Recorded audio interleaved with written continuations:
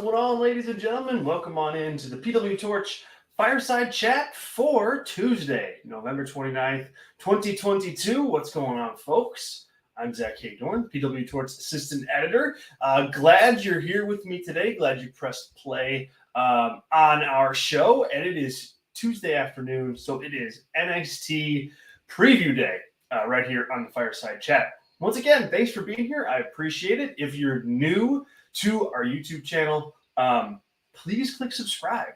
We are close, so very close to 3,000 subscribers, and it's a fun little milestone. So if you have a chance, click subscribe and like the videos, and I am very confident that we will absolutely, most assuredly, provide you with content that you're going to enjoy and come back to on a regular basis. Hazan, hello. Thanks for joining the show today. I very much appreciate it.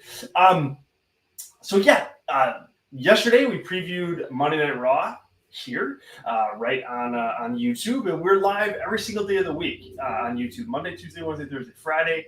Monday, Tuesday, Wednesday, it's usually preview shows like the one we're about to do for NXT, but for Raw on Mondays and AEW Dynamite on Wednesdays. Friday, we previewed SmackDown before the show. And then on Thursday afternoon is our flagship edition of the Fireside Chat. Myself and Tyler Sage.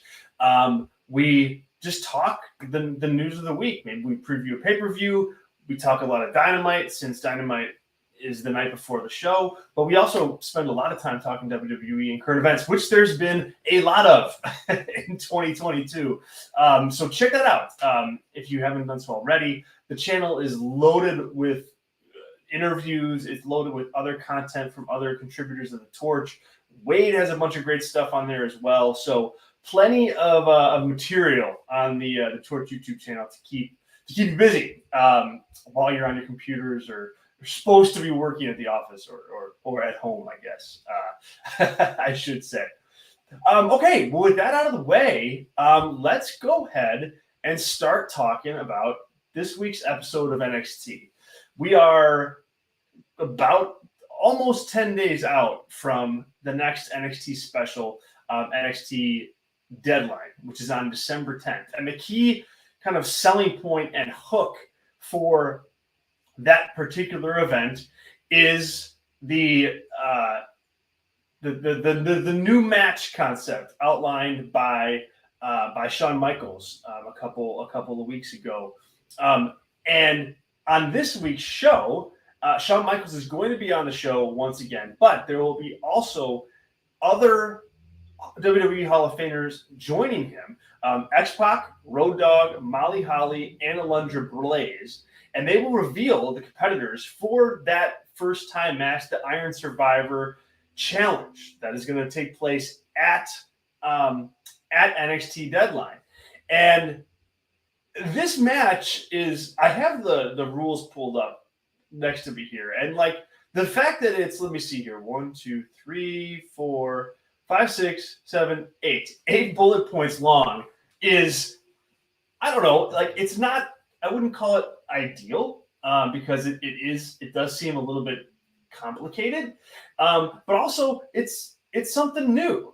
It's something new. And I kind of like, it's kind of like an A for effort as far as that goes. I'm not sure how the match itself is going to go, but it's 5 superstars. They will compete in a unique 25-minute match to start the match. And every 5 minutes, a new superstar will enter the match. And the goal throughout that 25 minutes is to have the most falls. All right? And that can be pinfall, submission, or DQ. Every time a superstar earns a fall, they get 1 point. When a superstar loses a fall, though, they are kind of like in a penalty box where they're out of the ring for 90 seconds. So they can't win any falls when they're in that environment. Once the 90 seconds are up, they can re-enter the match. Whoever has the most falls and the most points at the end wins. There's a men's one and there's a women's one. And so there's 2 men's Hall of Famers, Road Dogg and X-Pac, and 2 women's Hall of Famers, Molly Holly and Alundra Blaze, joining the show. They're going to announce the competitors. And look, this is kind of interesting. It's kind of an interesting Fix my microphone there. It's kind of an interesting little. They're trying to treat this as a very serious announcement and trying to make this match feel like a big deal. The winner, of course, will be the number one contender for the NXT Women's Championship or the NXT Championship. And yeah, Azan, you're funny in the comments here. Bringing in the younger crowd with X-Pac and Road Dogg, and then this sounds like a TNA idea. Yeah, kind of. Again, I don't know how it's going to work, or if it's going to work for that matter. But it's something new, and I think that's a good thing. And testing it in NXT is the safest way to go about this. I expect, given the fact that they're giving so much attention to this announcement and bringing back Hall of Famers for the announcement, my guess is that the biggest stars in NXT are announced as competitors for this match. So, like on the men's side of things, I think you're going to get like Carmelo Hayes in there. I think you're going to get Von Wagner in there. I think you're going to have Grayson Waller in there. Maybe the Creed brothers in there as well. Joe Gacy probably. I think Nathan Frazier maybe is injured, but like somebody like him or Axiom, I think I could see being in there. The women's side of things is a little more iffy, just because of the fact that a lot of the top talent that's featured is like in some kind of tag team. But I think what you'll see is like Roxanne Perez, Cora Jade. Let's see who else fits the bill. Like Alba Fire, I think makes a lot of sense. Maybe the members of Toxic Attraction, just to put some star power in there. But that's where I think you're looking. And yeah, Azan, you're right. There's not a lot of baby faces to have in that men's match. And so I don't know, maybe they even bring somebody down from the main roster to compete here. But the bottom line is the fact that Shawn Michaels is kind of the face of this match, right?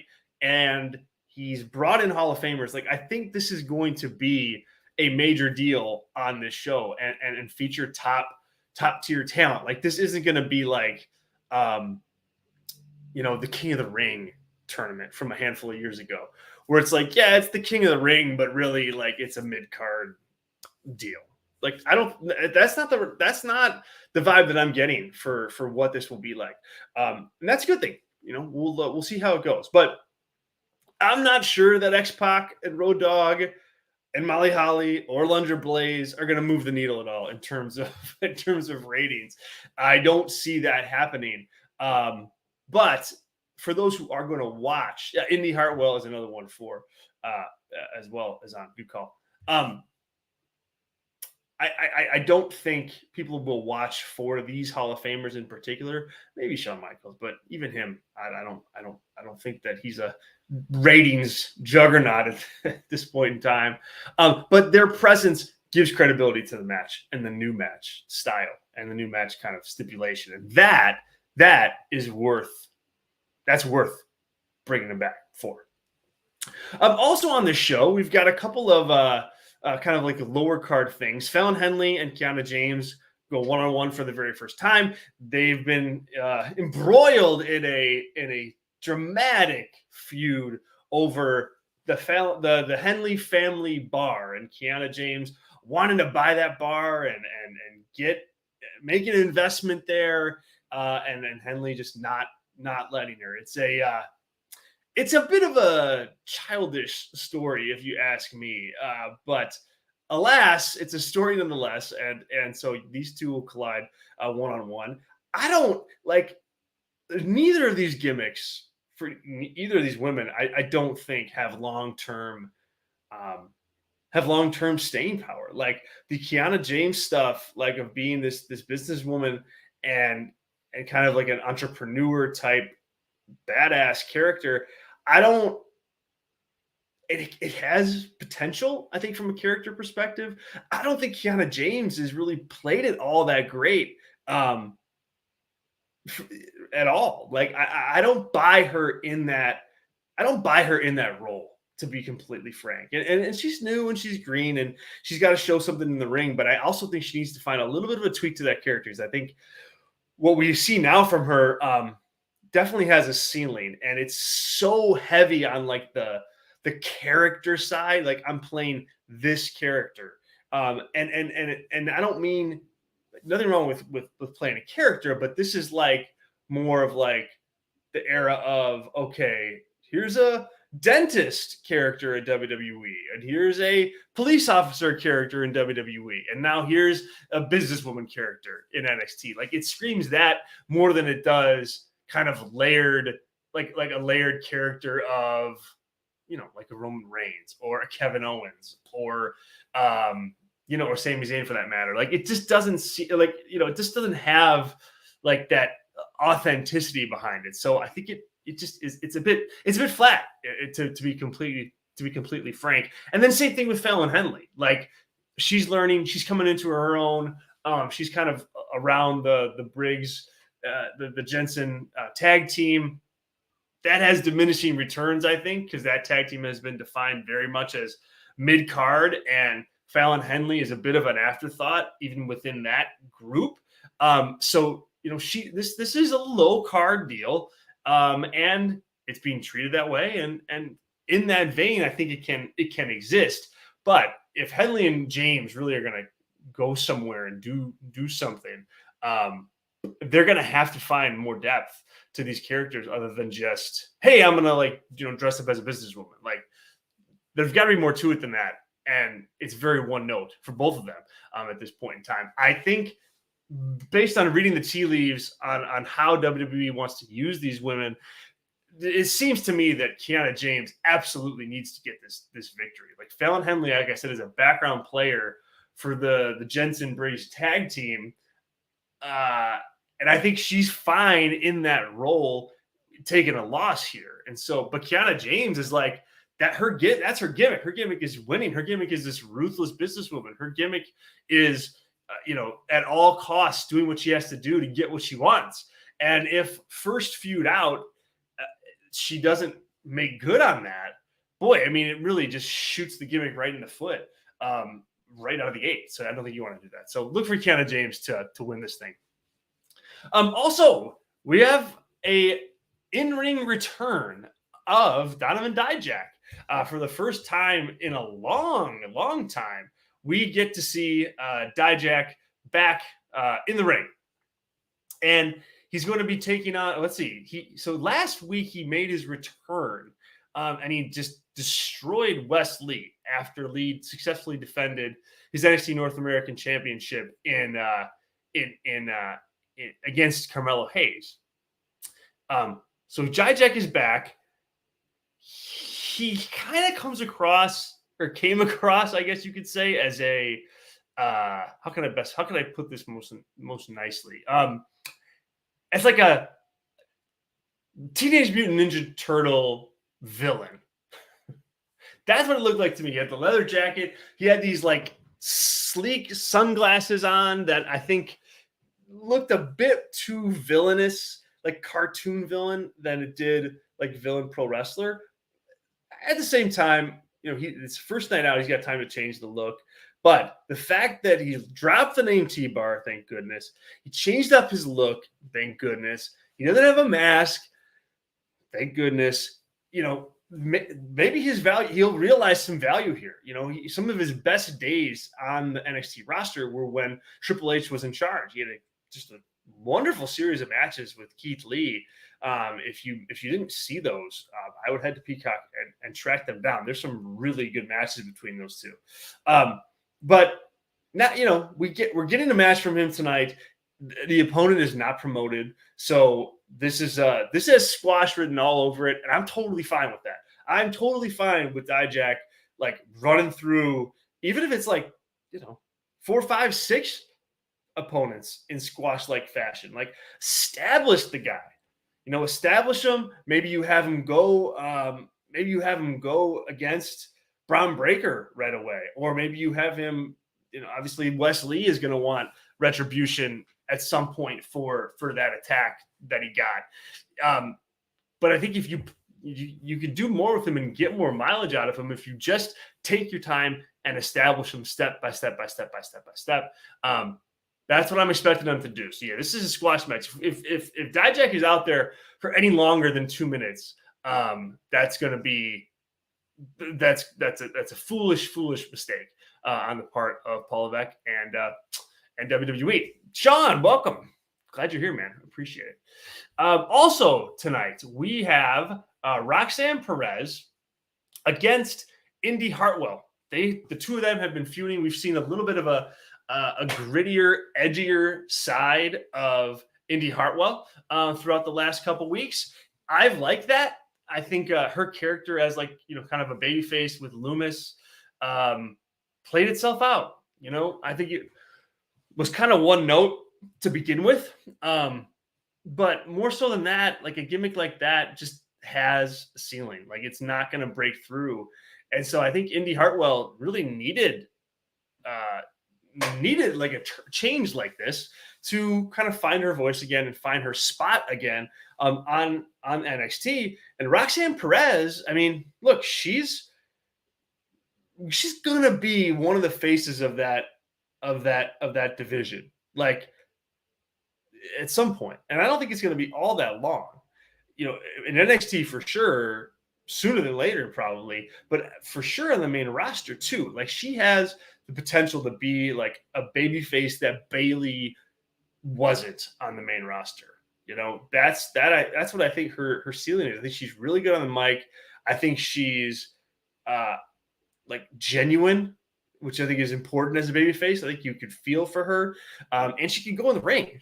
She's a really good wrestler in the ring. So with that said, this is a matter of like who's on the fast track to something more impactful. And I think that's Roxanne Perez. For as much potential that I think Indy Hartwell has as a heel long term, and I think she does have potential, the project here is Roxanne Perez. And at some point you're going to get to Perez versus Mandy Rose.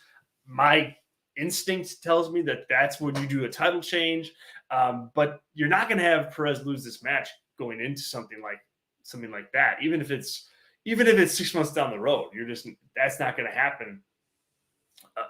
It's just not going to happen. So Roxanne Perez is going to take the W on this one. I'm looking forward to that match. I think that match could potentially be a really good one and kind of a show stealer of the night. Oh, don't bring what up, Sean? What did I do? Don't bring that up, Zach. Gosh, the fact that Vince ruined her face character hurt me so much. Oh, the Bayley thing, right? Yes, I'm sorry. I didn't mean to trigger everybody about Bayley. But yeah, Sean, I too thought that was just kind of like here you go, Vince. Here's a lot of money on a gold platter. Do with it what you will, and he kind of flushed that right down the toilet. Not the best, Vince. Maybe Triple H can do it better. He's got another shot. He's got another opportunity. Okay, and then last but not least, just throw it away. Gosh, yeah. Last but not least today, guys, we've got Nikita Lyons in tag team action with Kaden Carter and Katana Chance, who are the NXT Women's Tag Team Champions. And then they're going to face Toxic Attraction. So Mandy Rose, Gigi Dolan, and JC Jane. Yes, Azan, you nailed it, my friend. This screams a Zoe Stark run-in. Joel Pearl was on the show last week and said, hey, there's only one way this can go, and Toxic Attraction is going to, battle once again for those NXT Women's Tag Team titles. This match exists on the earth for them to get to that match. We've got Nikita Lyons tagging with the tag champs. Toxic Attraction is in the match.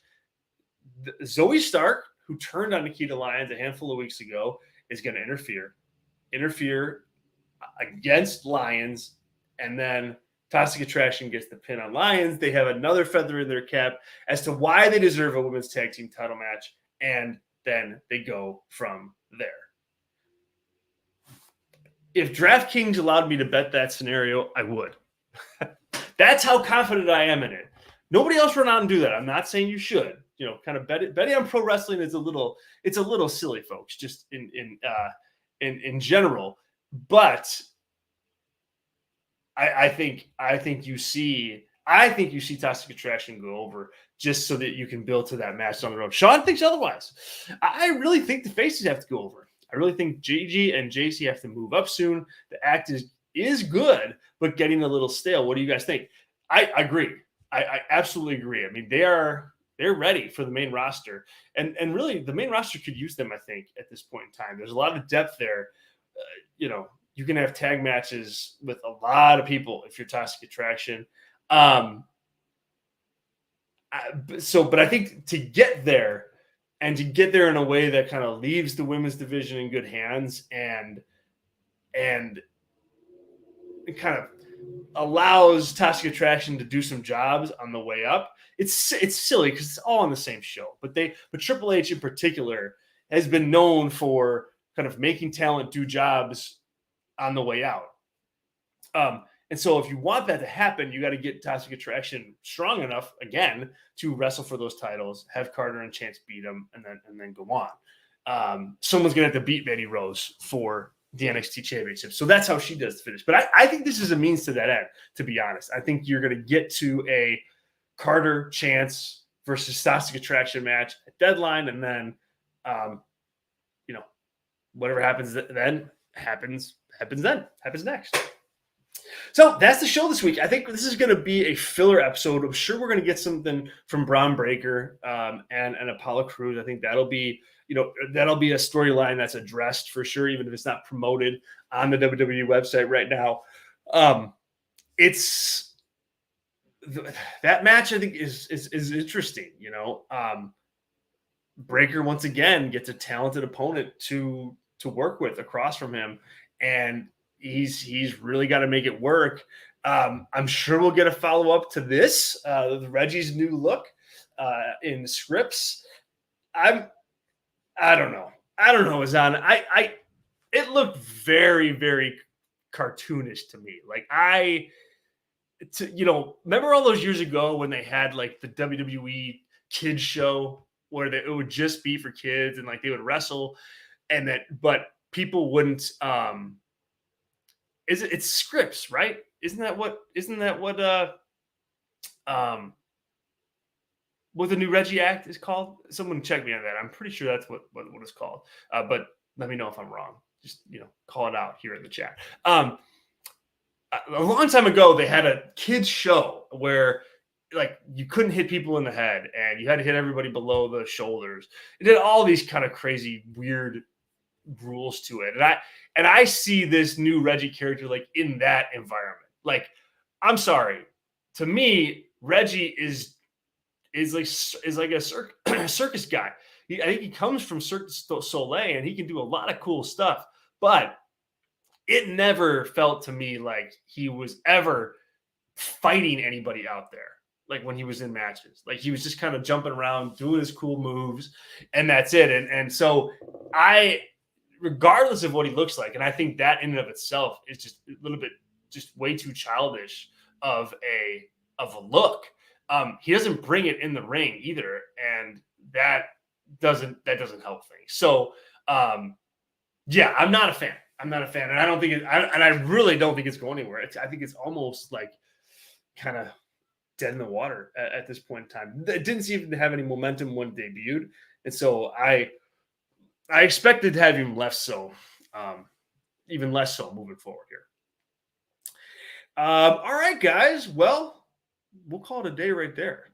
Thank you so much for joining me. We'll be covering NXT tonight on PWTorch.com. So if you want a full rundown of the show with live analysis and detail, make sure PWTorch.com is your second screen during NXT, as well as during Raw on Mondays, Dynamite on Wednesdays, and Rampage and SmackDown on Fridays. We get you covered at PWTorch.com. Sean, Azan, thank you so much for joining us. For everybody else that jumped in and listened for a bit or listened after the fact, thank you. You can check out my NXT column Wednesday, tomorrow, for all my thoughts on the happenings of the show, and that's up usually sometime in the afternoon. So once again, guys, I appreciate you. Enjoy NXT tonight. We'll be back tomorrow, same time, same place, to preview AEW Dynamite. Appreciate you. Talk soon.